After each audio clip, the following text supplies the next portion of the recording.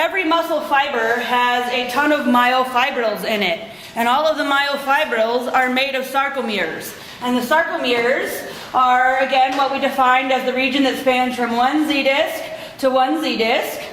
And if we look at what's attached to the Z discs, we have our thin filaments facing out, and they're facing in toward the M line that anchors our thick filaments. And what we can see is that when a muscle is totally relaxed, it looks like this. When it contracts, it looks like this. And so based on that, we make a model of contraction that we call the sliding filament theory. We watched videos about it yesterday. We described all of the anatomy yesterday. So today we're going to go into the physiology more. This picture does a good job of showing you those titin proteins. Other books call them connectin. I think your book called it titin, so we'll go with titin. And that protein, when our thick filaments reach up and pull on our thin filaments, they're going to pull these thin filaments toward each other, and we're going to spring up or coil up that titin and get a lot of potential energy there so that when we're done sending an action potential, we can just bounce back and we don't require any energy to do so. So, muscle fiber contraction. What do we do? Well, we've got kind of three phases to it. Phase one is the events that occur at the neuromuscular junction, when a lower motor neuron is going to stimulate our muscle fiber. And then that is going to result in the generation of an action potential that shoots down our sarcolemma and those T-tubules. Because what we need to do is get excitation we need to couple it to contraction, and contraction begins when we have calcium. So the phase two is this excitation contraction coupling where our action potential is going to get down the sarcolemma and down those T-tubules, open those calcium channels in the sarcoplasmic reticulum, and then allow for calcium to be released. So the parts of this that are involved are, the first part for phase one is the neuromuscular junction. So let's look at that. Neuromuscular junction. It tells us what we have, a neuron and a muscle. And this is where they're meeting each other. So this we could say would be our lower motor neuron, who's receiving commands from either an unnamed interneuron in the spinal cord or from an upper motor neuron that originates in our precentral gyrus. So we can bring it all together. This is where the map of our body is, and we'll send down a command that's going to ultimately result in an action potential being generated in this lower motor neuron. So where it's going to meet the muscle is this region right here called the motor end plate. So if we were looking at the three parts of a neuromuscular junction, which I will from now on abbreviate as just NMJ, then we have one, the axon terminal of our lower motor neuron. We have two, the synaptic cleft. And we have three, the motor end plate. The motor end plate is the only place on the muscle fiber that contains what kind of receptors do you imagine that we would find here? Acetylcholine? Yeah, they're acetylcholine gated. Acetylcholine is the neurotransmitter. So if we wanted a general word for the kind of receptor we find here, we would say it's a ligand gated receptor, but specifically it's an acetylcholine. Well, here, so it's ligand gated. Ligands are chemicals. So it's a receptor because it's responding specifically to the neurotransmitter that we have stored here, which is abbreviated ACH. It's acetylcholine.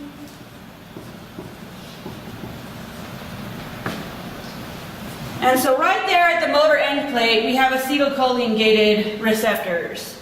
So the ligand is acetylcholine, it's a ligand-gated receptor. This receptor is a channel, which means when acetylcholine binds to it, what happens?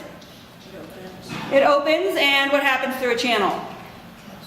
Ions rush. Ions move through channels, and they go down their concentration gradients, right? This specific channel, so if we look at this, it's a cation channel. What type of potentials did the cation channel give us before?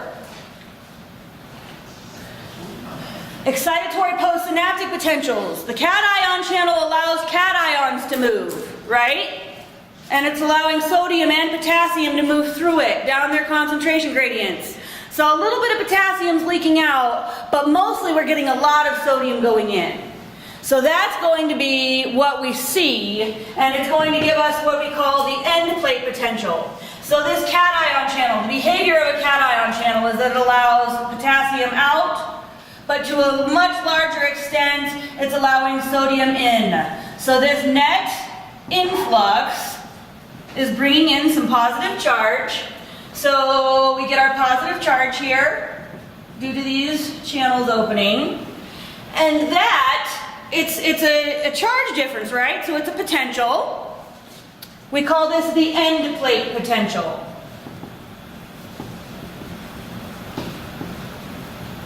Can we see why we call that the end plate potential? Potentials are just differences in charge from one side to the other, right? This is a specialized region of the muscle fiber. The only spot on the entire muscle fiber that has acetylcholine channels. The only spot. So this is what makes it special. This muscle fiber might be as long as my rectus femoris. That's a long muscle. Or I've got some erector spinaea muscles, some really big muscles in my spine that allow me to stand up. Those fibers are huge. The only spot along that entire fiber that's got acetylcholine is the motor end plate.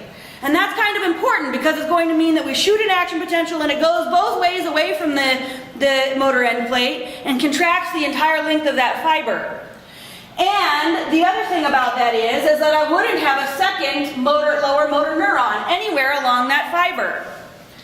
Because if I did that, then I'd get weird jumping of signals and things. This is going to be important when we look at a motor unit in a little bit as well. Every muscle fiber is only innervated by one lower motor neuron. So we only ever have one motor end plate per muscle fiber. What makes it special is the presence of these acetylcholine-gated channels. So, if we look at what happens, I think your book breaks it into like 6 steps that occur at the motor end plate. I don't know, we'll try and see if I can get the same 6 steps. But it doesn't, what you guys should be aware of, hopefully by now, is that it doesn't matter what 6 steps this is broken into in the 11th version versus the 5 steps that we had in the 10th version or whatever. It all happens the same way, and all books have a different way of talking about it. So you put it in your own words, and as long as you're telling the truth, it's okay. So just be aware of that. So if we're looking at what's happening here, an action potential arrives at the axon terminal of a motor neuron. So I think actually that breaks it down into more steps a little bit later. So an action potential arrives. So that means that coming down this lower motor neuron, I've got this consecutive opening and closing of my voltage-gated sodium channels, and then repolarizing due to my voltage-gated potassium channels. So when my action potential gets down here, what's going to happen is what always happens when an action potential gets to the end of an axon terminal, which is what? Yeah, we're going to open voltage-gated calcium channels. So our voltage-gated calcium channels open. Calcium comes in, and now my acetylcholine vessels can fuse by exocytosis, and acetylcholine is released across the cleft. So 1, action potential arrives at lower motor neuron terminal. 2, calcium enters the synaptic vesicle. Oh well, so we could say voltage-gated calcium channels open. So this is where we might get a little different, because this is probably step 2. Voltage-gated calcium channels open, and calcium enters the synaptic knob. This is going to allow for our, we'll say our ACH vesicles fuse. What type of release is this? Exocytosis. So ACH is released by exocytosis.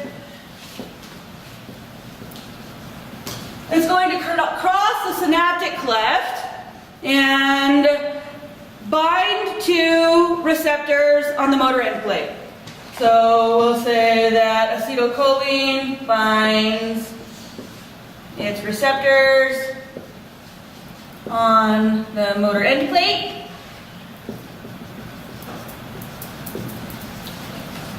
This is going to, the binding is, this receptor is a cation channel, so we'll say we open a cation channel, and then we'll say sodium influx is going to cause our end plate potential, which I'm abbreviating as EPP.